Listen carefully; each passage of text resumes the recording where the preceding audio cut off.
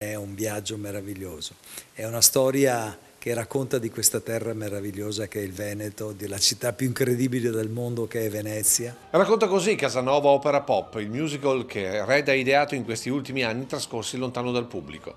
Lo spettacolo è tratto dal libro Giacomo Casanova, La sonata dei cuori infranti, romanzo di ambientazione storica uscito nel 2018 e tradotto in oltre 10 lingue.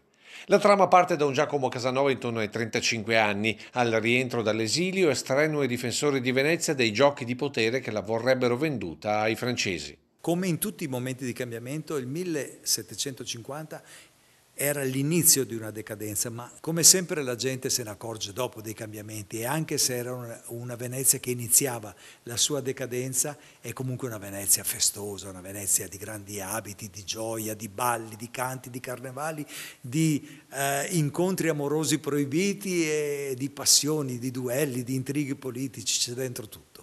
Una cura quasi maniacale quella di Red per quest'opera pensata sine minimi particolari come per i costumi di scena. E c'è dentro tutto il sapore di una Venezia antica e meravigliosa, fatti con le stoffe sempre che arrivano dal Veneto che mi ha regalato il mio amico Renzo Rosso, stoffe di jeans che abbiamo scolorito e ricolorato e sono meravigliose perché danno questa unione fra passato e presente incredibile. Un Casanova che racconta Venezia e il Veneto, ma con un cuore pulsante che batte a Treviso. Io e mia moglie siamo andati a seguire le scenografie che le fanno qui in un capannone a 1 chilometro da casa nostra e sono gli scenografi della Fenice, per cui racconteremo e porteremo in giro per il mondo la bellezza di questa terra.